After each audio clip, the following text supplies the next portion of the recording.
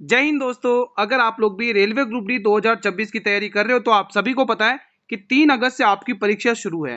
अब दोस्तों 3 अगस्त को किस प्रकार का पेपर आएगा, कुछ वो पेपर मैं आपके सामने लेकर आया हूं मॉडल पेपर 9 के रूप में, जिसमें हम विज्ञान, गणित, रीजनिंग के वो हूबहू क्वेश्चंस देखेंगे जो आपको 3 अगस्त के पेपर में देखने को मिलने वाले हैं। ठीक है दोस्तों, तो क्लास बहुत ही इंपॉर्टेंट रहने वाली है। अगर आप सिलेक्शन लेना चाहते हैं वाकई में तो दोस्तों ये क्लास पूरी शुरू से लेकर लास्ट तक देख लेना, हूबहू क्वेश्चन देखने को मिल जाएंगे। पहला क्वेश्चन देखते हैं आप लोगों की तैयारी किस प्रकार की चल रही है। दोस्तों पहला क्वेश्चन आजमाते हैं। एक शंकु की त्रिज्या है 7 सेंटीमीटर और उसकी ऊंचाई है 10 सेंटीमीटर की। ट्रैक ऊंचाई है दोस्तों स्लैंट हाइट। आपको पूछा इसका वक्र पृष्ठ क्षेत्रफल। अब इस क्वेश्चन को कैसे शुरुआत करें, देखो आज मैंने गणित के क्वेश्चन से शुरुआत करी है दोस्तों। ठीक है, तो इसका जो फॉर्मूला होता है वो पाई आर एल होता है मेरे भाई। पाई का मान आप लोगों को पता ही है गुरु 22/7 है। ठीक है, और इसकी जो रेडियस है मतलब कि जो त्रिज्या दे रखी है वो कितनी है 7 सेंटीमीटर और ट्रैक ऊंचाई इसकी कितनी दे रखी है 10 सेंटीमीटर। ठीक है, तो यहां से आप थोड़ा सिंप्लीफाई कर लेंगे और 22 दाएं 220 टिक कर लेंगे। Option number B will be the right answer. अगर आप यहाँ पे 22 का मल्टीपल लगाते ना मेरे भाई, तो 22 का मल्टीपल दो ऑप्शन बैठे हुए हैं, तीन ऑप्शन, हाँ 3 ऑप्शन बैठे हुए 22 का मल्टीपल, तो आप 22 का मल्टीपल लगा ही नहीं सकते। ठीक है, आज दोस्तों गणित और रीजनिंग के क्वेश्चन से स्टार्टिंग करिए। मैंने कहा ना आपको सभी सब्जेक्ट का एकदम सटीक रिवीजन करेंगे आज की इस वीडियो में, आज के इस मॉडल पेपर में। तो पूरा पेपर देख लेना कैसे आएगा आपके एग्जाम में, यही पैटर्न आएगा आपके एग्जाम में। एक नमूना आंकड़े का माध्य आपके पास 60 है, माध्यिका आपके पास 48 है, तो बहुलक ज्ञात करना है यानी मोड ज्ञात करना है। आपको मीन दे रखा है, मीडियन दे रखा है, आपको मोड ज्ञात करना है। तो बहुलक का फॉर्मूला क्या था मेरे भाई गुरु? बहुलक का फॉर्मूला था कि बहुलक इज इक्वल टू 3 माध्यिका। क्या बोलोगे? 3 माध्यिका। एक बार आप फॉर्मूला अच्छे से याद कर लेंगे, मेरे साथ दोहरा लेंगे। 3 माध्यिका माइनस 2 माध्य। इतना मैं आपको विश्वास के साथ दिला रहा हूं, अगर आप एंड तक बने रहे इस क्लास में तो आपका बहुत अच्छे से रिवीजन हो जाएगा दोस्तों। ये मैं विश्वास के साथ कह रहा हूं आज की इस वीडियो से। देखो आपको बहुलक निकालना है, ठीक है, तो उसके लिए आपको 3 माध्यिका कितना दे रखा है दोस्तों उसने? 3 माध्यिका 3 और माध्यिका का मान उसने यहाँ पे 48 दे रखा है, तो यहाँ पे आपको 48 लिख लेना है। फिर आपको क्या करना है? 2 माध्य। माध्य कितना दे रखा है उसने? 60 दे रखा है मेरे भाई। ठीक है, अब यहाँ से आप निकालो 48 का 3 गुना 8 24 की 4 कैरी 2 4 12 और 2 14, 48 दिया 144, माइनस करोगे 120 और आपके सामने आंसर आ चुका है ऑप्शन नंबर ए। किसी को कोई डाउट है क्या? कोई डाउट हो तो आप पूछ सकते हैं बेझिझक होकर मेरे भाई किसी भी क्वेश्चन में। अगला प्रश्न देख लेते हैं क्या हो गया। अगला प्रश्न कहां गया? ये रहा। 1857 के विद्रोह में कानपुर में सैनिकों का नेतृत्व किसने किया था? देखो यहां पर आपको कानपुर की बात पूछी जा रही है, तो यहां पर आप टिक करोगे कुंवर सिंह ने। ठीक है, कुंवर सिंह ने आप लोग टिक कर लोगे। कदम सिंह ने कहां पर किया था? कोई मुझे बता सकता है कमेंट बॉक्स में? नाना साहब ने? अच्छा, कुंवर सिंह ने तो बिहार में किया था ना। रुको रुको, ये आंसर नहीं होगा इसका, आप बिहार लिखेंगे। इसका जो आंसर रहेगा वो नाना साहेब रहेगा। यहां से आप ये हटा लेंगे, 1 मिनट में पूरे हटा देता हूं। रुको रुको दोस्तों, ये आपका बिहार का हो जाएगा, BIHAR बिहार। यहाँ पे कानपुर का नेतृत्व नाना साहेब ने किया था मेरे भाई। ठीक है, अगला प्रश्न बता दीजिए। बेहतरीन क्वेश्चन एक बार फिर से आपकी स्क्रीन पर है। ये 8 का स्क्वायर दिख रहा है। ठीक है, देखो कुछ नंबर ऐसे होते हैं जो देखते ही माइंड में स्ट्राइक कर जाते हैं, वो आपके सामने है दोस्तों। ठीक है, ये 10 का स्क्वायर दिख रहा है। अगला नंबर आप लोगों को पता है क्या होगा? 11 का स्क्वायर होगा, वो भी 121 होगा 11 का स्क्वायर। ओके रिपोर्ट है। अगला क्वेश्चन, निम्न में से कौन सा कोशिकांग कोशिका का पावर हाउस कहा जाता है? एक रिक्वेस्ट है, अगर आप दोस्तों इसमें से कितने 30 प्लस भी कर लेते हो तो भी आप सिलेक्शन के बहुत नजदीक हो मेरे भाई। ठीक है, इसीलिए एक भी क्वेश्चन मिस मत करना, हर एक क्वेश्चन आपको सिलेक्शन की ओर लेके जाएगा। ठीक है, तो माइटोकॉन्ड्रिया आपने टिक कर ही लिया होगा। गिने चुने दिन बचे हुए हैं आप लोगों के पास। ठीक है, 20 से 22 दिन बचे हुए, 20 से 22 दिन बचे हुए हैं एग्जाम के, मुश्किल से वो भी। ठीक है, अगर सिलेक्शन सही में ले रहे हो ना दोस्तों, सिंसियरली पढ़ रहे हो, तो डेली क्लास अटेंड करो, डेली मेहनत जारी है आप लोगों के लिए। अगर आप ध्यान से देखोगे, 7 में से 5 हो गया -2 हो गया, 5 में से 3 हो गया -2 हो गया, 8 में से 6 -2, 4 में से 2 -2, सब में तो -2 हुआ है। 4 में से 2 घटाओगे 2 आएगा, 6 में से 2 घटाओगे 4 आएगा, 7 में से 2 घटाओगे 5 आएगा, 3 में से 2 घटाओगे 1 आएगा। 2451 बी वाला ऑप्शन बना लिया आप लोगों ने। अगला सवाल, दी गई श्रृंखला में प्रश्न चिन्ह के स्थान पर क्या होगा? अब सभी स्टूडेंट सोच रहे होंगे गणित और रीजनिंग के क्वेश्चन ही भर रखे भाई, साइंस जीके जैसे सभी प्रकार के क्वेश्चन है, इंतजार तो करो लास्ट तक, मजा आ जाएगा आज का पेपर देख के। तो ये भी कुछ यूनिक नंबर लग रहे हैं, बिल्कुल लग रहे हैं गुरु। ये किसका क्यूब है? 9 का, ओ सॉरी 3 का क्यूब है। किसका? 3 का क्यूब है। फिर अगला नंबर ये किसका? 3 का स्क्वायर है। अच्छा, स्क्वायर और क्यूब वाले ट्रिक की निंजा टेक्निक लगा रहे हैं यहाँ पे ये लोग। कोई बात नहीं, अपन भी निंजा टेक्निक लगाएंगे। ये 4 का स्क्वायर है, फिर 4 का क्यूब अपन भी करेंगे, ऑप्शन नंबर बी। ठीक है, तो ये निंजा टेक्निक आपको भी लगा लेनी है। ठीक है, ओके रिपोर्ट है। ये 43 नहीं है, नहीं आप 43 समझ लो, क्यूब है वो उसका। तारिक ए फिरोज शाही किसने लिखी थी मेरे भाई? बहुत ही इंपोर्टेंट है। आपको पता है ना, ये इसकी किताब थी किताब उल रहला। आप सभी को पता होगा ना, किताब उल रहला, किताब उल रहला, ये एग्जाम में पूछी जाएगी। और ये भी पूछा जाएगा, आपने ये तो बता दिया कि इसकी किताब किताब उल रहला है, लेकिन ये किसके शासनकाल में आया था गुरु, ये भी तो बता दो। ये एमबीटी के शासनकाल में आया था, मोहम्मद बिन तुगलक के शासनकाल में। ये तो आपने बता दिया, ठीक है, ओके रिपोर्ट है गुरु। लेकिन ये भी तो बताओ ये किस देश से आया था? तो याद रखो कि मोरक्को देश से आया था।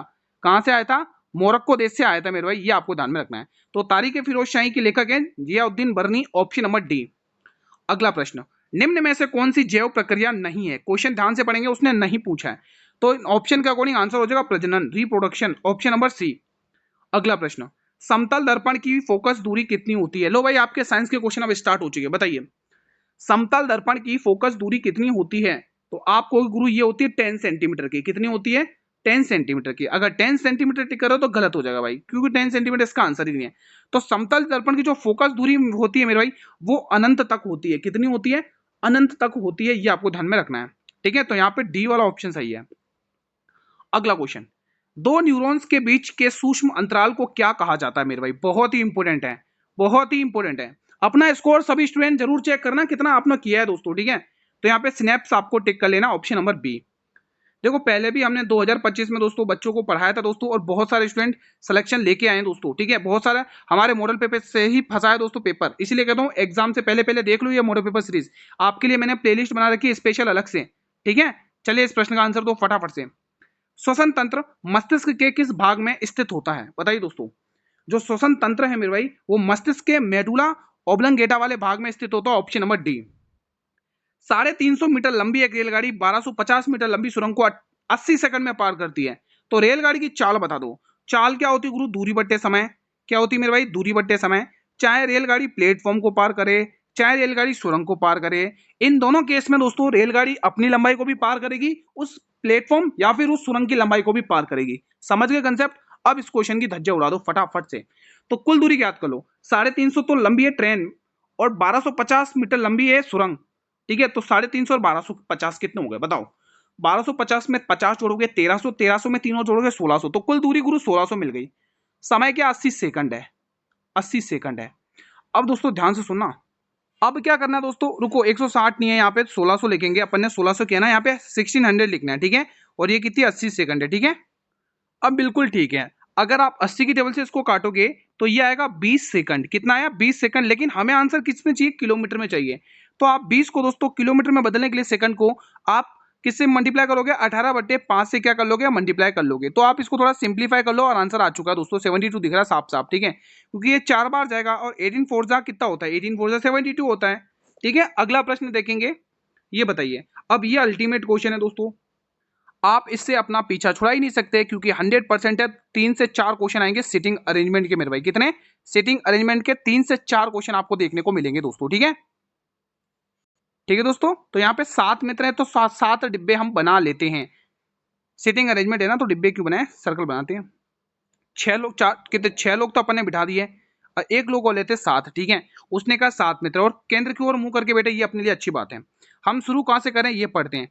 आर टी और यू के दोनों का निकटतम पड़ोसी है, एस आर के बाएं तीसरे पी यू के, ठीक है। यहाँ पे टी यू, हम यहाँ से स्टार्ट करेंगे वी यू के ठीक बाएं से। तो पहले यू बनाओ, और यू के ठीक बाएं वी बैठा हुआ है। तो अब यू और वी से पहली वाली लाइन दे रखी है, वो कह रहा आर टी और यू के बीच दोनों के निकटतम पड़ोसी। निकटतम पड़ोसी का मतलब क्या है कि आर बीच में बैठेगा टी और यू के। तो टी और यू के बीच में कौन बैठेगा? आर बैठेगा। तो टी यहाँ पर बिठाओ, और इसके बीच में इसको बिठा दो आर को। बैठ गए दोनों? ओके रिपोर्ट है, ठीक है। अब आगे देखो, वो कह रहा है एस जो है ना, वो आर के बाएं तीसरे स्थान पर है। आर के बाएं तीसरे मतलब एस एस यहाँ पर आ चुका है, ठीक है, तीसरे स्थान पर। लेकिन पी के ठीक बाएं, पी के ठीक दाएं, तो पी यहाँ पर आ जाएगा, ये आ चुका पी के ठीक दाएं। और कुछ बचा हुआ है क्या? वो कह रहा है जो पी है ना, वो टी के दाएं दूसरे स्थान पर बैठा हुआ है। पी जो है ना, वो टी के दाएं दूसरे स्थान पर बैठा हुआ है। फिर आगे देखो, क्यू टी और पी का दोनों का निकटतम पड़ोसी है। अब देखो क्यू जो है ना, वो टी और पी के बीच में आना चाहिए, टी और पी के बीच में आना चाहिए, तो क्यू यहाँ पर आ गया। अब बच कौन गया? 1 2 3 4 5 6 7, सातों के साथ बैठ गए ना।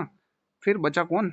कुछ नहीं बचा। फिर वो कह रहा है वी के संदर्भ में पी का स्थान क्या? अगर पी का स्थान देखेंगे वी के संदर्भ में, तो पी का स्थान है वो बाएं से दूसरा लग रहा है इसके, 1 2, तो बाएं से दूसरा, यानी बी वाला ऑप्शन आपको टिक कर लेना है दोस्तों, ठीक है। टी के दाएं दूसरे स्थान से पी टी के दाएं दूसरे स्थान पर, टी के दाएं दूसरे स्थान पर पी बैठा हुआ है, ये वाली लाइन अगर देखोगे तो, ठीक है। तो शानदार तरीके से हमने बना लिया, कोई दिक्कत नहीं है। अगला क्वेश्चन बताइए, मनुष्य के शरीर में उपस्थित निम्न में से किस कोशिका में केंद्रक नहीं होता है? बहुत ही इंपॉर्टेंट क्वेश्चन है भाई, कौन कौन इसका आंसर सही बताएगा, गलत मत करना है, बहुत इंपॉर्टेंट क्वेश्चन है। इसका सही जवाब क्या होगा? सही जवाब हो जाएगा एरिथ्रोसाइट, ऑप्शन नंबर सी। फूलों में मादा प्रजनन अंग निम्न में से कौन सा है? फूलों में मादा प्रजनन अंग जो है वो है जयांग, ऑप्शन नंबर ए। ये प्रश्न बताइएगा, पौधों में अंडाशय के भीतर अणुओं व्यवस्था को क्या कहा जाता है? जो अणु की व्यवस्था होती है पौधों के भीतर, अंडाशय के भीतर, उसे क्या कहा जाता है? तो यहाँ पे आप टिक करेंगे ऑप्शन नंबर सी, अप्रन्यास, option C will be the right answer. अंडाशय के समीप स्थित नली के आकार का भाग क्या कहलाता है?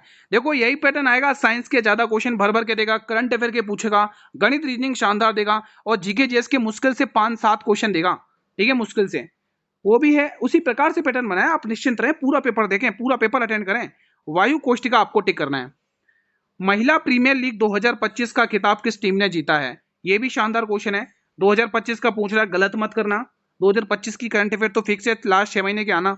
मुंबई इंडियंस अगर आप टिक कर रहे हो, क्या आप लोग मुंबई इंडियंस टिक कर रहे हो? महिला प्रीमियर लीग 2025 का खिताब मुंबई इंडियंस ने ही जीता। अभी 2026 में किसने जीता? आरसीबी ने, ठीक है। तो हाल में दिव्य दृष्टि, क्या बोला, दिव्य दृष्टि अभ्यास का आयोजन कहां पर किया गया? शानदार बेहतरीन प्रश्न है ये।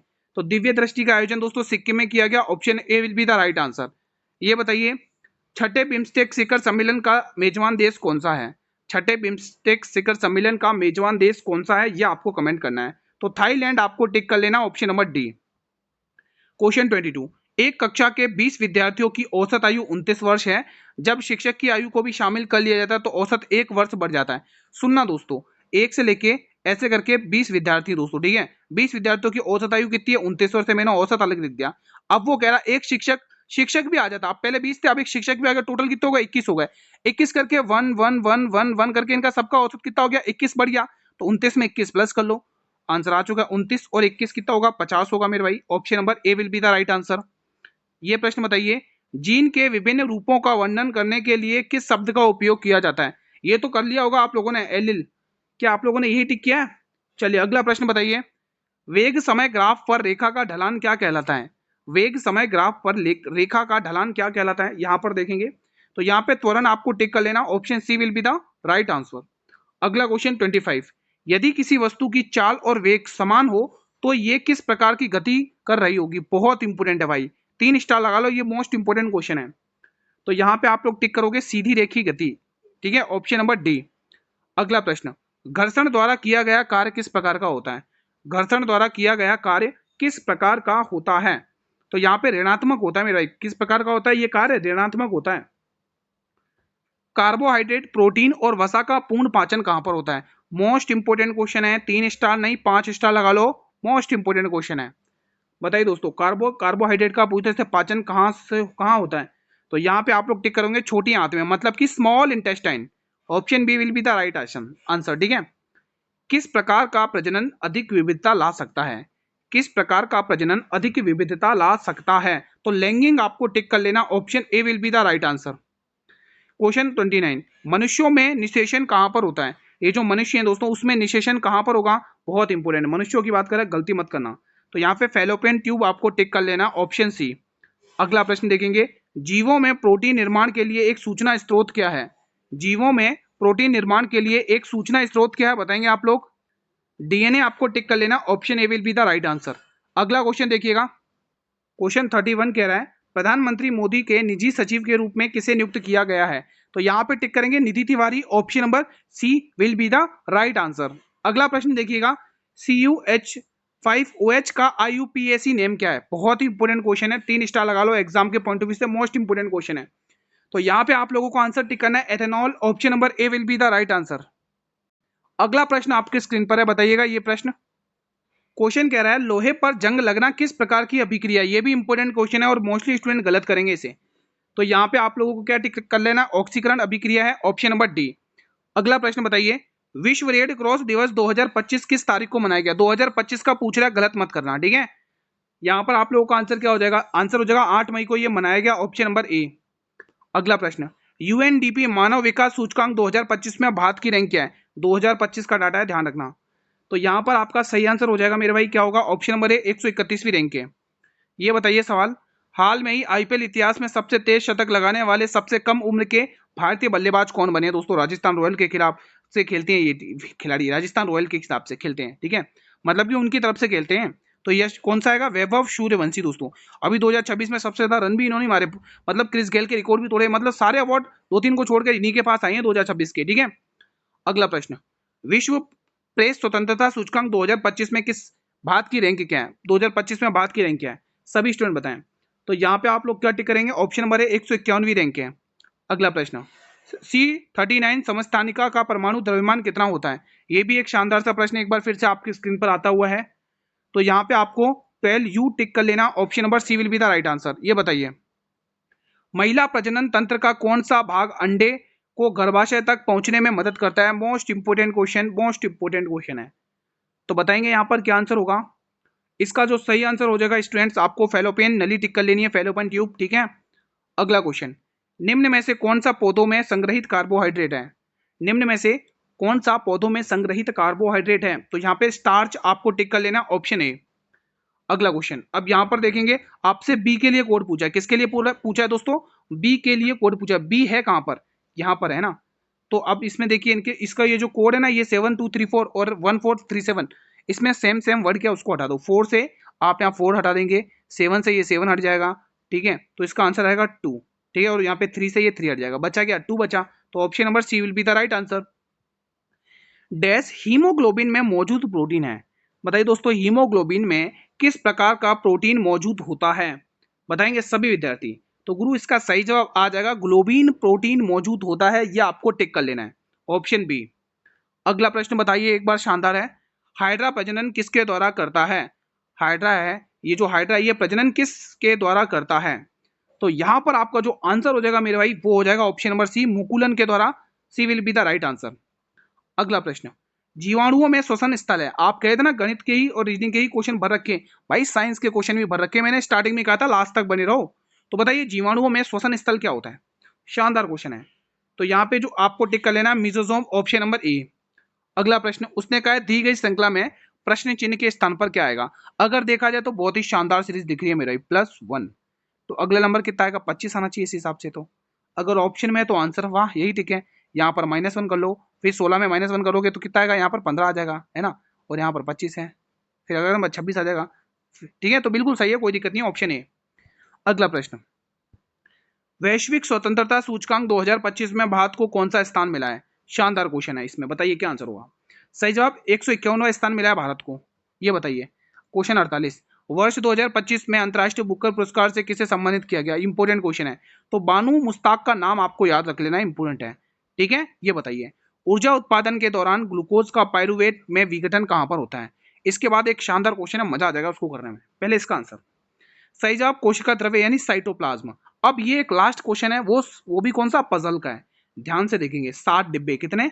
7 डिब्बे हैं, एक के ऊपर एक रखे गए, लेकिन ये नहीं कहा गया कि ये इसी क्रम में हो, ठीक है, आपको जमाना है क्रम। केवल वाला वर्ड बहुत शानदार है भाई, केवल आ जाए तो फिर तो क्वेश्चन में कुछ दम नहीं है, कोई भी दम नहीं है, फिर तो बिल्कुल इजी बन जाएगा। केवल डी को सी के ऊपर रख दो, मतलब कि गुरु सी के ऊपर डी होना चाहिए और कोई नहीं होना चाहिए, ओके रिपोर्ट है भाई। आगे पढ़ते हैं, केवल ई सी और एम के ऊपर रखा गया, सी और एम, ई के एम के ऊपर कौन रखा गया है? सी और एम के ऊपर ई को रखा गया है, तो अपन को ई बिठाना है भाई। ई कहां पर बिठा सकते हैं? फिर आगे अगर आप और भी पढ़ोगे, उसने कहा है पी एन के नीचे रखा गया है, ओ और पी के बीच केवल कितने? केवल पी एन के नीचे रखा गया, मतलब कि एन के नीचे, गुरु एन के नीचे केवल पी आएगा, ठीक है। 4 जने तो बैठ गए, अब हमें कितने? 3 जनों को और बिठाना है, ठीक है। अब उसने ये वाली लाइन बोली थी ना, ई जो है ना वो सी और एम के ऊपर रखा गया, ई वाला डिब्बा है वो सी और एम के ऊपर, ऊपर तो कैसे रख सकते हैं भाई? ऊपर केवल बोला ना, तो केवल तो उसने डी के लिए बोला था कि डी ऊपर होना चाहिए। अगर आप यहाँ पर एम बिठाते हो, एम के ऊपर रखा गया, सी और एम के ऊपर कैसे रख सकता है भाई?